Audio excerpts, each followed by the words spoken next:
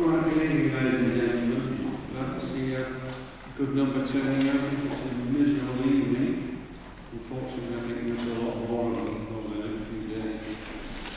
However, I'd like to introduce tonight James Hamilton, who is a research principal at the Signet Library in Edinburgh, and a committee member of the Old Edinburgh Club.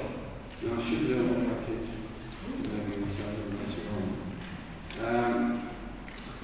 Apparently the Signet Library was one of the few places Owen failed to show his face during his time in Edinburgh, but James refuses to take offence on that, so no apologies from the grave.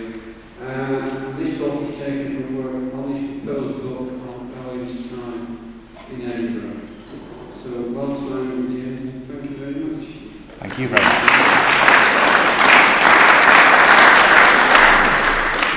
Well, good evening everybody, and I'd like to start, if I may, with 3 personal apologies. The first one is I've seen your programme for the year, and this is the second First World War talk in succession. I'm so sorry. However, I can promise you I've worked very hard on this. I think I've managed to eliminate the First World War from this almost entirely. So from the bottom of my heart, again, apologies for that. The second apology is that my voice is on the wane today, and I've been given a splendid microphone, so hopefully I can make it through to the end without resorting to sign language and mime. But if I am down to sign language and mime by the time questions comes along, please feel free to join in. My third apology is that this is very much a history talk. It's not really an English literature or a poetry talk. There's an awful lot to say about Owen in Edinburgh, and there isn't really time to, well, read you his poems as such. So I have provided a handout with 2 of the poems I think to be important to his time in Edinburgh, and the one which absolutely everyone has read or heard at some time in the last 6 months. If there's time at the end, I may come back to those 2 Edinburgh poems. But to start with Owen himself. On the morning of the 26th of June 1917, an army officer emerged from the North British Hotel, climbed into a petrol engine taxi and asked to be taken to the Hydro at Craiglockhart. He was 24 years old, and this journey was merely the next stage in a career that had been really one long downward spiral since he'd left school 10 years before. In 1914, Wilfred Owen had been a language teacher, one of Berlitz's great army of underpaid, overworked young men who had taken on this thankless job because they'd had neither the qualifications nor the connections to do any better for themselves. Owen's family had lost their fortune when he was a small baby, and Owen's childhood was spent in a cockroach-infested terrace in Birkenhead. What you can see in the slide here is the railway station where his father was station master for the Great Western Railway, an important but ill-paid post. It's important to bear in mind that Owen was very much a child of industrial England. He was neither a public school or a university man, and he didn't hail from any sort of traditional town or from the countryside. Industrial England was a hard place to grow up bookish. It was a difficult start for anyone who longed to be a poet. But these things Owen was, and these things Owen did. His best chance in such circumstances was to become, if he could, a secondary school teacher. But that would need a degree. And despite his best efforts, a scholarship to university proved beyond him. And with only a dead-end career as a primary school teacher or as a railway clerk beckoning, he went to France to teach English and to buy himself some time. Owen joined up in 1915, and he had a rough war. A brave officer, it proved, he saw much action and lost many colleagues before, in April 1917, he was struck by a shell which held him up high in the air, and when he came round, it was to find himself alone but for the bodies of his dead comrades. He'd be stranded in no man's land for a number of days before he could make it back to the French lines. The experience broke him. And 2 months later, he found himself at the War Hospital in Craiglockhart, careerless, faintly disgraced, and undergoing treatment for shell shock. 4 months later, he'd leave having written some of the greatest war poems in our language. It's one of the most extraordinary things ever to happen in the history of our literature. Now, of course, the basic story of how that happened has been told many times before. And it goes roughly like this. At Craiglockhart, Wilfred Owen met an older man, the poet Siegfried Sassoon. And Sassoon, of course, was there because he'd written a very ill-advised letter protesting against the war, and his friends had managed to smuggle him here to avoid something a fate far, far worse.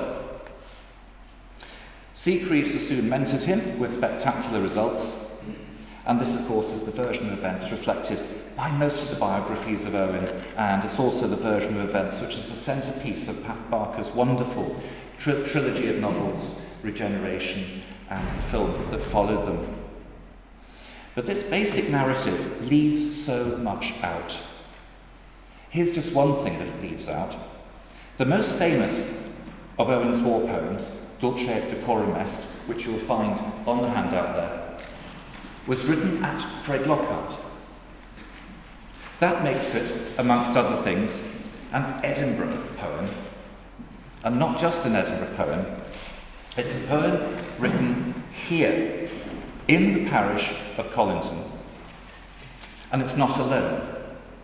So are several other crucial Owen war poems. And that makes these poems yours. Colinton was crucial to Owen, and without it, he, in the fullest sense, would not have happened. To explain why, we'll have to look at everything that Colinton and Craiglockhart gave to him, the people, the ideas and the experiences that being here, and being specifically here, opened up for him. So let's start at looking what the Craiglockhart War Hospital was doing here at all. Before the war, it was known as the Craiglockhart Hydropathic Hospital. This is the form, you'll see it here on the slide. It was the child of what had been a huge Scottish fad for water treatments that saw hydropathic spas and hospitals opening all across the country in great numbers. In the 1860s and the 1870s, fully half of the capital that went into the service sector in the Scottish economy went on hydropathic hospitals. Half of the capital. It's an extraordinary number. Craiglockhart was something of a latecomer, a straggler. It was built at the beginning of the 1880s, and coming very much at the end of the fad, it struggled financially straight away. Nevertheless, despite this, it was superbly situated. Easter and Wester Craiglockhart hills gave fresh air and they gave fine views. And, of course, they also became home at the same time to the City Hospital for Infectious Diseases, for the Craiglockhart Poorhouse, and also, of course, New Crack House Asylum, so much in the news these days. By the Edwardian period, the Hydra had become more of a luxury hotel, really, the kind of place where the likes of Ritis the Signet would go to recover from illness. It was requisitioned by the army at the end of 1916, and it had only been open for about 6 months in its form here by the time Owen arrived there. Now, furthermore, Owen and Sassoon were both lucky to be there then, at that particular time. The enlightened approach they took at Craiglockhart, under the leadership of Major Bryce and involving the likes of Dr. Rivers, was controversial within the British Army, and it was under constant pressure right from the beginning. Shortly after Owen left, it was swept away completely in favour of a far more brutal approach. And had Owen turned up in the autumn rather than in the summer, it's questionable about whether the war poems would have been written at all. So sheer blind luck played a major part in Owen's time at Craiglockhart. But you make your own luck. And paradoxically, it was Owen's earlier life struggles that meant he could take such advantage of his time here. For Owen, the need to earn a living and to study for a chance at university had always compressed the time and space available for everything else, including poetry.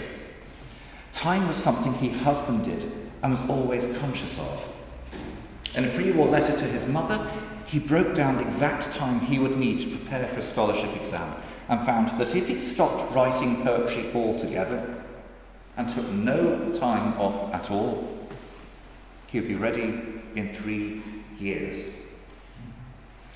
At Craig Lockhart, though, for the first time in his life, Owen had real time and space for writing.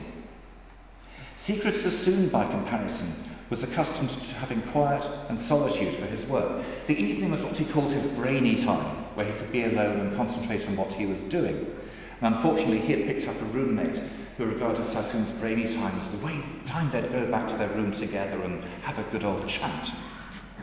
So he struggled. It's not that he wrote nothing, but it wasn't his greatest period at all. Owen had never had the luxuries of space and time and quiet, and he could cope with these sort of strictures. And not only could he devote himself to writing, he was given, and this is again more or less for the first time, encouragement to do so from the kind of people he wanted that encouragement to come from. Because what Craig Lockhart gave to Owen, above all, was people. And the most important of these wasn't Siegfried Sassoon, but Owen's doctor at Craig Lockhart, Arthur Brock. Brock was 38 when he met Owen at Craig Lockhart, and he was already a significant figure in his own right. His translation of the ancient Greek physician Galen had just been published by the Leeds Classical Library. It's still in print today, by the way. It's still the translation to be recommended. He was born just outside Edinburgh, the son himself of a poet, Florence Walker, and on leaving Edinburgh University in 1894, he'd wanted to become an artist, not a doctor. His father forbade it. Now, what that meant was that Brock understood the effect on a person of having their artistic drive frustrated and crushed. And just as vital for Owen as that understanding was that Brock was very much a connector, a great collector of friends, a bringer together of people. Because of Brock, Owen's time in Edinburgh would not be confined to Craig Lockhart. It wouldn't be a prison or a cage for him. He would instead be launched out into the great capital city and would become friends with a huge variety of people from all kinds of backgrounds. Growing up, Owen had longed with all his heart to go to Oxford. I should be there, he'd say in letters, and he longed to be part of a circle in which the creative arts and poetry and writing was seen as vital to life, not suspect, not subject to ridicule or suspicion. And as he stepped from that cab, that first morning at Craig Lockhart, he can little have imagined that Brock was about to give him that new circle of friends of exactly that kind, nor how soon it was all going to happen. Brock was a disciple of the thinker, philosopher and builder Patrick Geddes, one of a group of Geddes's followers whose activities centred on the Outlook Tower, tucked amongst the slums on the Royal Mile. Many of Owen's Edinburgh circle would come from just this group, and much of Owen's treatment for shell shock, indeed, would be based on a Brock version of Patrick Geddes's ideas. Now, you don't need me to tell you that Geddes's ideas, however they are adopted or developed by Brock, are complex things and hard to break down into a short space of time. But the essence of them goes something like this. We've become alienated from our environment, we've become alienated from each other, and only by actively engaging with the reality of our lives, by actively engaging with our environment, and by actively engaging with each other, can we move forward. Geddes had a cute little phrase to bring all this together. Place, work, folk. I think I might be the work bit, I don't know.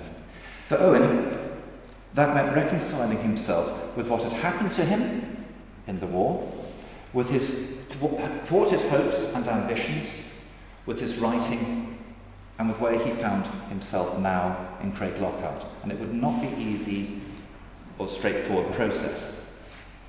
And one reason for that is Owen himself appears to have always been something of a divided character.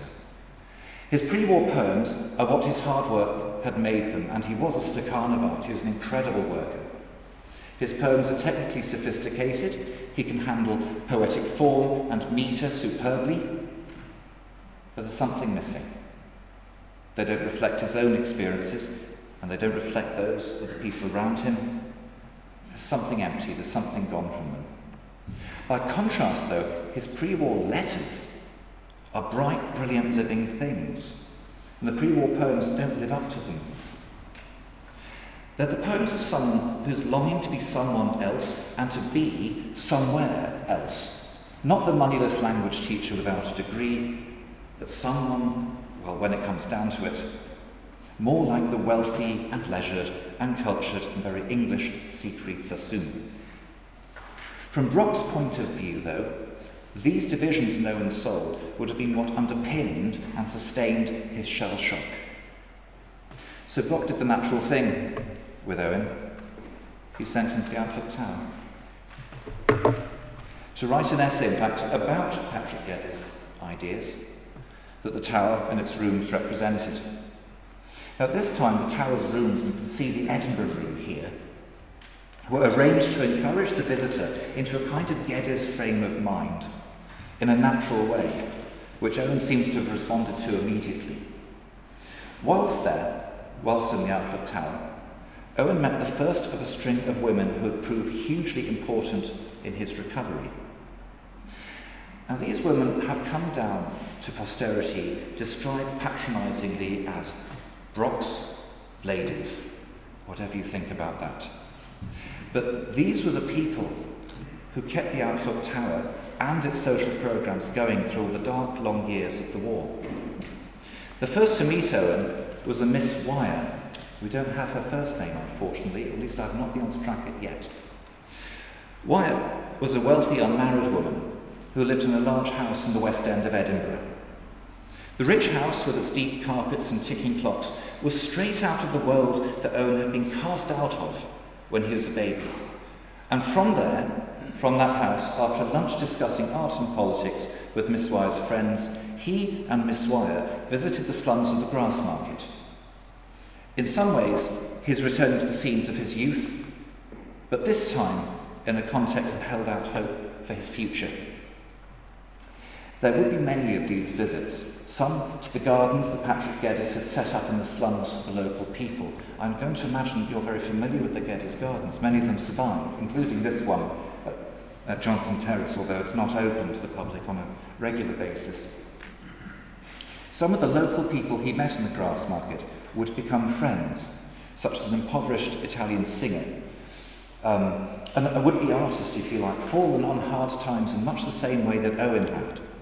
And the singer's son, who, when Owen first met him, had fallen onto railings and whose bandaged leg filled the room with the stench of carbolic. Owen had stumbled onto something new with this particular visit and this particular friendship. The angry and impassioned medical officer's reports for Edinburgh at this time reflect a new and determined approach to helping and supporting the poor, and that's where the carbolic came from, that's where the bandages came from. Children are being targeted, and their health is being targeted in a new way because the war was changing attitudes within the city and changing them very, very quickly. There'd be trips of other kinds for Owen as well. A visit to a foundry. We haven't managed to trace which foundry yet, but I think possibly Miller's great establishment on the London road, some of which still remains, of course. And he went to a munitions factory, most probably the vast plant built inside the quarry at Craigleith, whose poisonous fumes was driving the boys of Fetters College from their playing fields. Owen had always hankered to become the editor of a newspaper or a magazine or a journal. And at this point, Brock granted Owen the fulfilment of his wish, putting him in charge of the Craiglockhart House magazine, The Hydra. But it was the people, after all, that Brock introduced Owen to, that gave Owen the kind of artistic and informed circle of friends and acquaintances that he had lacked all his life, but would undoubtedly have had his family somehow hung on to their money. And there's a sense in the letters at this point that Owen feels the shadow life he had always lived was catching up with the real life he should have been living. His personality beginning to knit itself together little by little. Owen would get to know, for example, the great judge, Lord Guthrie, who lived in Robert Louis Stevenson's cottage at Swanston. And he brought Owen there before gaining him access to Scotland's greatest library, the Advocates' Library in Parliament Square. And then there'd be Frank Nicholson, the university librarian, who would encourage him to learn German at the Berlitz School in George Street in the hope that it would help him to see the Germans, to see German culture in a new light and to gain a different perspective on his enemies and thus a different perspective upon his experience. He'd get to know Sir Walter Biggar Blakey of Constable the Printers, the great expert on the Jacobites. And in actual fact, Owen met Blakey here in Colinton. In fact, I'm afraid he found him disappointing. Old Blakey, he wrote, affects a contempt for Robert Louis Stevenson. That attitude would never have won Owen's heart at any moment in his life, and certainly not after a pilgrimage to the cottage at Swanston. Owen had also become involved, deeply involved, with a group of artists based in St Bernard's Crescent, centred on the Gray family and the Steinthal family, and on John Duncan. And for some reason, it was John Duncan's ability to paint eyelids which caught Owen's attention. There he'd also be introduced to the painter Henry Lintott, whose painting The Avatar he saw on the wall of the austere living room in St Bernard's Crescent and much admired it. This is it. And somebody will have seen this at the recent First World War exhibition at the National Portrait Gallery in Queen Street. It depicts a soldier being carried off to heaven by angels, and apart from the obvious, I suppose, Celtic side to it, that's about as much as you can say, really. He'd also, of course, and I've got to come to it at some point, he'd meet Sassoon. Owen's first meeting with Sassoon, which Owen initiated himself, is most often portrayed as the encounter of a naive, provincial innocent with the confident man of the world. And Owen was undoubtedly nervous as he knocked on the door, but you have to consider what Sassoon meant to Owen, because Sassoon could very well have destroyed him and everything he meant a lot to him at that point. Owen had spent years fighting for the time and the space and the permission to write poetry, and the moment when Sassoon first had Owen's work in his hands would be the moment when Owen discovered, one way or the other, if so much time and so much effort and so many dreams and hopes had been worthwhile, or if they were merely the illusions of a fool who had wasted his time and spoiled his life. It was a close-run thing. Sassoon took a while to warm to Owen's poetry and kept his counsel in the meantime. There was no particular crucial moment. But 6 weeks after the first meeting, Sassoon introduced Owen to another published poet, Robert Graves, and sent copies of Owen's poems out to his own literary circle. During late October, Owen received an invitation to Garsington, the home of Lady Otley Morell, then the mistress of the premier artistic salon of its age. And of course, Owen would never get the opportunity to take up that invitation. But he'd entered nonetheless the most inner of inner circles in the literary world in the United Kingdom at that time. His artistic future was ensured, and it had all come so very quickly. In fact, it's possible to argue that Robert Graves, more than Brock or Sassoon, was responsible for cementing Owen's status as a poet in Owen's own mind. A letter he sent Owen shortly after Owen left Craiglockhart was unequivocal. "Don't make any mistake, Owen. You're a bloody fine poet already, and you're going to be more so. I won't have the impertinence to criticise. Puff out your chest a little and be big, for you have more right than most of us. You must help Siegfried Sassoon and Robert Nichols and Robert Graves to revolutionise English poetry. Survive this war. Well, meeting Sassoon took Owen's nascent and localised artistic and literary circle, the first Owen had ever enjoyed, and made it star-studded and made it national. What he did for Owen's poetry is less clear. Most commentators believe that Owen went through a phase of mimicry, turning out Sassoonesque poems, beginning with a poem called The Deadbeat on or around the 22nd of August. Owen himself suggested as much. He described his meeting with Sassoon in a letter to his cousin, Leslie Gunston. My dear Leslie, at last I have an event worth a letter. I have been known myself to Siegfried Sassoon. Went into him last night, my second call. The first visit was one morning last week. The sun blazed into his room, making his purple dressing suit of a brilliance almost matching my sonnet. He's very tall and stately, with a fine, firm, chiselled head, ordinary short brown hair. The general expression of his face is one of boredom. Last night, when I went in, he was struggling to read a letter from H.G. Wells, whose handwriting was not only a slurred suggestion of words, but in a dim pink ink. At any rate, it's true that whereas Brock was able to encourage Owen to reconcile his experiences with his current condition and with his ambitions, it took Sassoon to persuade Owen that he could do this through using his own voice and his own experiences and those of his comrades in his poetry. The great Owen war poems arrive after Sassoon, and in them the Owen of his letters home, and the Owen who had struggled with poverty, and the Owen who had been a soldier, and the Owen who had wanted to teach and travel, finally met. The poems that resulted from this are now world famous. On the 16th of October, he wrote to his mother these words. Here is a gas poem. He had written Dulce et decorum est, which you'll see on your handouts. Craig Lockhart then gave Owen his people, the people who were able to give him permission to be Owen the poet. But this was not all, nor could it be all. Owen, as we saw at the beginning, was the child of an industrial United Kingdom that everyone here remembers, and we all know we'll never see again in quite the same way.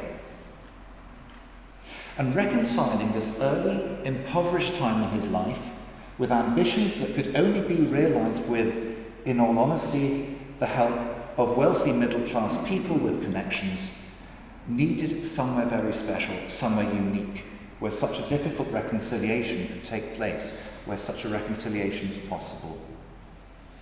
The Edinburgh that Owen discovered in 1917 was just that place. The industrial Edinburgh of 1917 is gone now, almost completely. There's more left of the medieval city than there is of the foundries and the breweries and the marshalling yards and the factories that once intruded right up to the very ends of Princes Street. So much so that it's very difficult to give any real impression of it. All we're left with are chip shops and cinemas and cycle paths to show what was once there. This picture, taken from Salisbury Crags some 40 years before Owen's arrival, at least shows just how the city was being taken over by factory chimneys. And it wasn't just chimneys either. These rooftops, which you can see here, which are where the Balmoral Hotel now stands, seen here in the 1880s, about 10 years before the Balmoral was built as the North British, they show the arrival in vast numbers of telegraph poles. And I don't know if you can see it clearly, but the sky above them is full of wires. It's astonishing just how intrusive the arrival of technology was in the city of Edinburgh and how hard it is to recapture. Owen would spend an overwhelming part of his time in exactly this industrial Edinburgh, specifically the districts of Gorgie and Dalry. This diagram shows the Dalry industries just after the end of World War II, although they are much as Owen would have known them. The red on the map indicates industrial plant of one kind or another. So, for example, the North British Rubber Company, which you'll all remember for Wellington boots, is in there somewhere. You can still buy their Wellington boots, though they're now Hunters, but there's another company making the original Wellington boots with the North British Rubber Company machinery from Eastern Europe, and they're excellent. You've also got in there somewhere Cox's Glue Works, of course, with its great stinking pits open to the sky. And even with this much industry to show off, the map de-emphasises the railway marshalling yards and the coal depots and the engine sheds that lace the district and which come right up to Lothian Road. When the Old Edinburgh Club established itself in 1907, it described its mission as recording the Edinburgh from before the railways. John Knox's house, where the first meetings took place, once overlooked the former site of Trinity College Kirk, a great medieval Edinburgh structure that had been overwhelmed and destroyed by the power and force of railway money only 60 years before. Up in the top right-hand corner of the picture here is Kingstables Road and Castle Terrace and the end of Princes Street, and over in the middle, the elegant West End, all very much within reach of the fumes and the noise of this extraordinary district. Owen had come to know the new town fairly well. His mother stayed at the Caledonian Hotel on her visit in July, and he was learning German at the Berlitz office over Hamilton and Inches on George Street. He'd spent an entire day, yes, I can show you that, that's the old Berlitz office. And he'd spent an entire day drinking and eating with Siegfried Sassoon in the Conservative Club on Princes Street, now Debenhams. But these were brief visits compared to his time in Dalry. Brock wanted to give Owen the chance to be useful and active in that community there and in that district. And in so doing, he gave Owen another chance to reconcile himself with his past and to achieve another of his ambitions. He turned him into a secondary school teacher. And the school in question was a brand new one, Tynecastle Supplementary School, tucked in between the Caledonian Railway and the Hearts football ground. It was and is a fine-looking building, at least I think so, a miracle of economy built on no money by the city architect Ben McRae. It's been built to teach the skills and techniques of all of those craft industries dotted around Dalry to the youth of the district. But Owen, under the supervision of the school teacher Mrs. Fullerton, became the school's first English literature teacher. Now, there's every indication from the army that Owen had been a good officer, and in turn he proved to be an excellent and enthusiastic teacher. Starting his class of 39 boys on Longfellow's Hiawatha, he'd eventually cash in on his acquaintance with Lord Guthrie and take the entire group down on the tram to the Braid Hills terminus and thence to Swanston.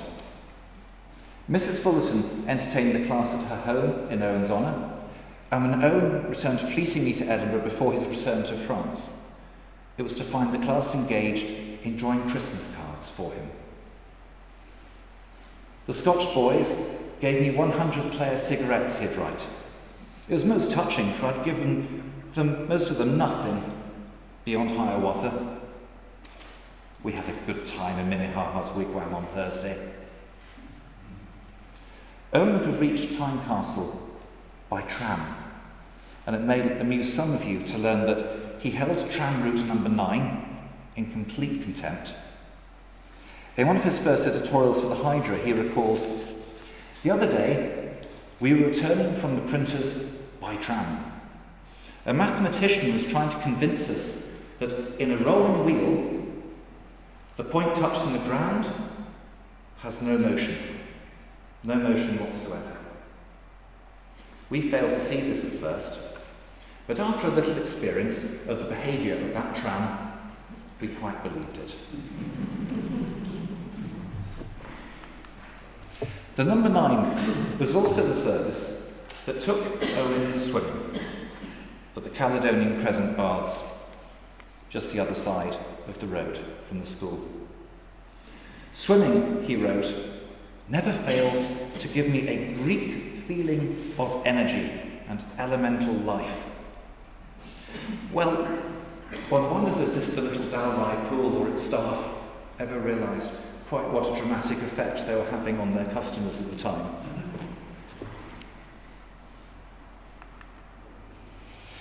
There were other trips and other areas. Owen had quickly become familiar with Leith, where some friends of the Owen family, the Newbolts, would live. The only known photograph of Owen's time in Edinburgh was taken in the Newbolts' garden, and here it is, showing him their young son. The young son became very close to Owen, and Owen and he would go on trips around the city on their own, several to Edinburgh Zoo. And Owen would go further afield, to South Queensferry for the review of the fleet. And there'd be trips out with the Craig Lockhart Field Club, along the Almond from Cramond, across the Braid Hills, and deep into the Pentlands. This, of course, is a much changed scene now. Bellona Station, long vanished under some modern housing. And of all of the features of industrial Edinburgh that if I had the power to bring back, I would, it would be that sweet little branch line down to Juniper Green to Bellona. Can you imagine what a tourist asset it would be now if we still had it? It's a wonderful little thing. And fascinating passing through the Edinburgh's paper industry on its way down as well. All gone, and incredibly sad. The line had to have its own special little coaches built because nothing else would get around the corners. It's a super little thing. Anyway, from there, Owen took the Craig Lockhart Field Club right across the Pentlands and crossing the reservoirs and returning through Benally and Colinton itself. His group made that journey on a fine day in August.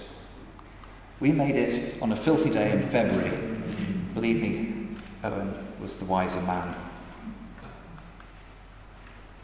Now, I do have a couple of minutes, so if I may, I'd like to refer you to the 2 poems I've put on the handout as Wilfred Owen's Edinburgh poems. I've picked on those 2 because really they're the only sign that something beyond the war poems was going to come from him. And of course there's the interest in that they do relate directly to Edinburgh. 6 o'clock in Princes Street is a poem of compassion. It's again that mix of the Owen of the letters and the Owen who's actually experienced coming across these children whose life is all work. You can see one here. This is the only photograph I've been able to find of an Edinburgh newsie or newsboy. And the fact that it's actually a photograph taken in Leith might mean in some people's eyes I've failed to find an Edinburgh newsie, but there we are.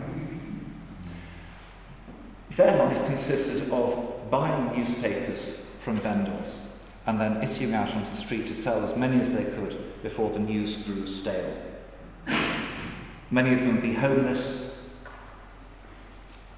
spending their nights down the closes and with whatever shelter they got. And Owen uses them as a sort of moral force, I suppose, a contrast with everything else that's going on Princes Street, one of the richest shopping streets in the United Kingdom at that time. And it's almost as if he's making a choice. Dared I go side by side with you, or be with you in the gutter where you stand? But as with the other poem, Who is the God of Canongate, the children are almost deities to him. The powerful ones for all what they appear, with all the news of the nations in your hand and all their sorrows in your face, almost Christ-like, I suppose. Who is the God of Canongate is a post-Edinburgh poem, and a lot of commentators actually miss or ignore the Edinburgh component of it. I don't know if they've checked the London A to Z, but there is not and never has been a Canongate in London, and anyway, London will spell it with 2 N's. It's ours. And it's a clear reference to child prostitution in the poorest end of Edinburgh at the time. This is one of the ways in which these are the good old days. This has almost been obliterated.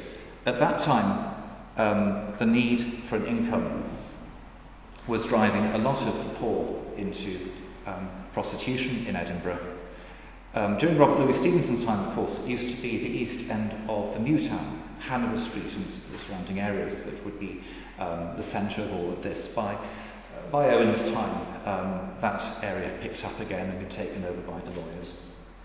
And it was the Canongate and all of those anonymous staircases and rooms behind that were being used. And it reminds me of Philip Larkin's poem, which I've mentioned in the notes at the bottom, The Last Deceived, in its reluctance to completely side only with the child. The child is suffering, there's no doubt about that. But again, there's a sense that the child is also godlike. It's the child who has all of the answers in the poem. Larkin's rapist, I suppose, give it his proper name, was not the less deceived. And the men approaching the child in God of the Canongate aren't here either. It's a very complicated poem, and maybe the sign of the sort of thing he'd be writing in later life had he survived. Something with a social conscience, certainly. Something with a quite astonishing edge. I wonder if he ever meant this to be published. Certainly the 1920s and 1930s would have given him the opportunity to publish it. But to return now to Owen in Edinburgh, this time here. The sheer breadth and depth of Owen's experience of Edinburgh at this crucial time in its history, this beautifully complete Edinburgh with its trams and suburban railways and all of its institutions of their original form and all the great buildings standing, makes him in many ways the ideal guide for the modern explorer of this lost world.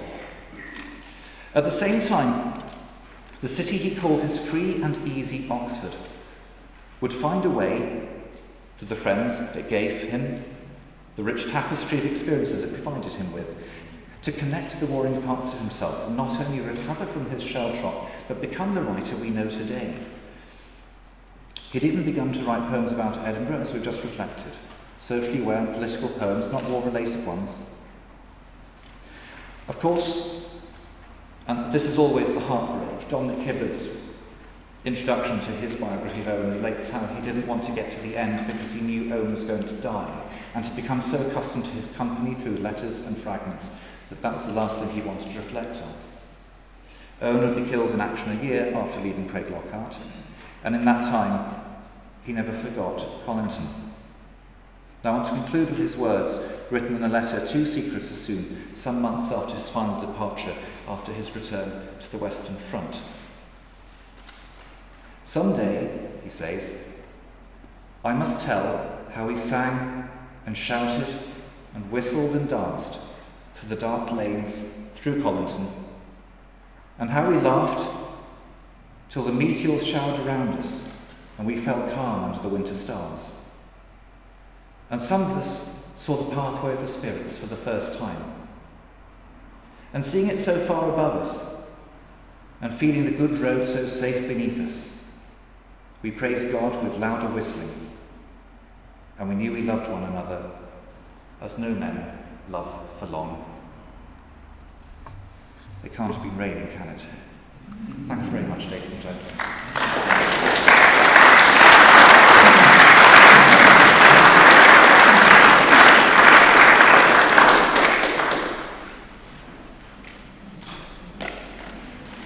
Does anybody have any questions after all that?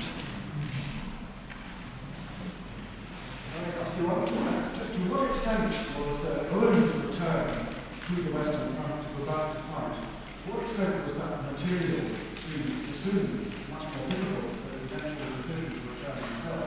Is there a connection there? I don't believe there is. They made a similar decision on similar grounds. Well, Owen came round to the fact he was in fact being ordered back to the front. He was declared cured. Sassoon was given the choice not to and went. But both of them felt very strongly the duty to their men above all. Not to their country, but to the men that they would be commanding. That these were people they were supposed to care for, and that was their prime reason to exist at that moment. So although I don't believe there's a connection, I don't think Sassoon went back because Owen was already there. I believe the reasons they found for themselves to return were of the same kind.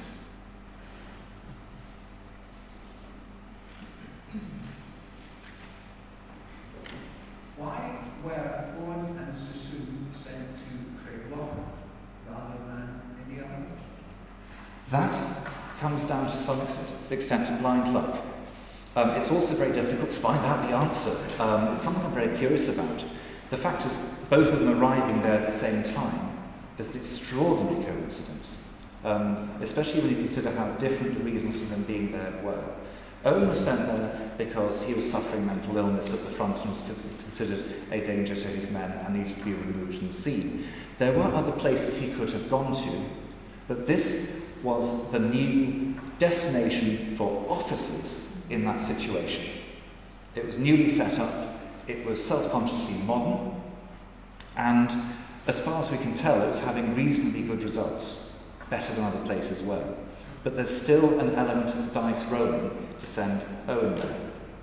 In Sassoon's case, it's slightly more self-conscious. Sassoon has written a letter protesting about the war to the worst possible place, and he's now under severe threat of court-martial and, frankly, the worst possible consequences of court-martial. His friends managed to wangle it so that his behaviour is seen as a symbol of mental tiredness, fatigue, weakness, if you like. And he's urged to take the opportunity to go to Craiglockhart because he's the class of man who goes to Craiglockhart in order to give them time to let everything die down and save his career and possibly his life. But why both of them there at the same time? That's a decision taken by somebody who, as far as I can tell so far, I may be wrong, never recorded it.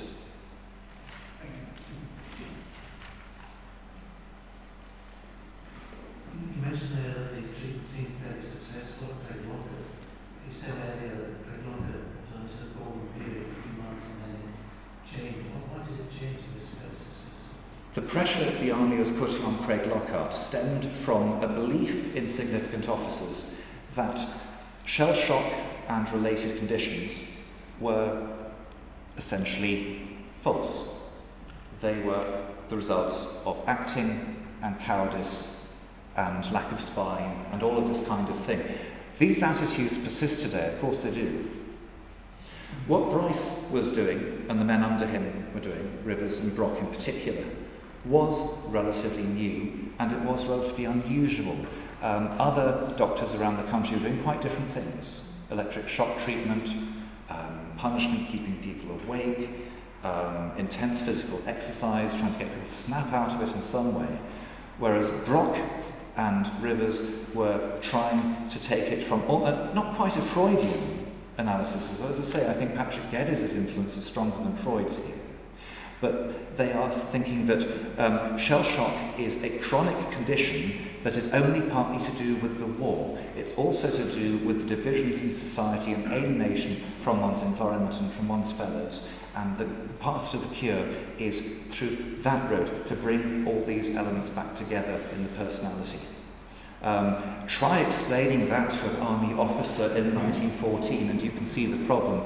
And it was indeed short-lived. It came in waves. The autumn of 1917 saw Brock and Company cleared out, but as far as we can gather, the brutal aftermath itself was so unsuccessful that there was something of a retreat later on. The later Hydra magazines the ones later, after Owen had long gone, are beautifully coloured, magnificent things made by relatively happy men, I suspect. And so it's not a question that the army eventually defeat Bryce, Brock and Rivers, but there's definitely a temporary setback, and one can understand why. The men are needed at the front. Did Brock actually actively encourage Owen to write poetry when he was in Craiglocker or just something? Yes, he did. Brock did encourage Owen to write poetry, although not in the Sassoon-esque manner. Brock wanted Owen to write him a poem about Antaeus. Now, if we go back to the slide which shows Brock in his study, we'll see that, here we are, you'll see on the wall some classical figures in pictures. One of those is Antaeus. Not having classical education myself, unlike Brock, I've no idea what Antaeus is all about, but he did set Owen to write a poem about him and pestered him for it by letter after Owen left. It's very much the kind of,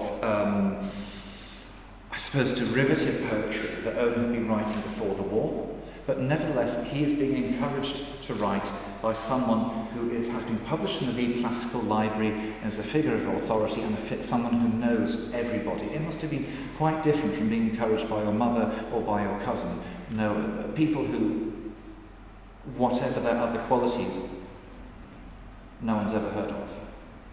So yes, Brock did encourage Owen to write, and the Antaeus poem, there are fragments of it. I don't believe it exists in a complete form.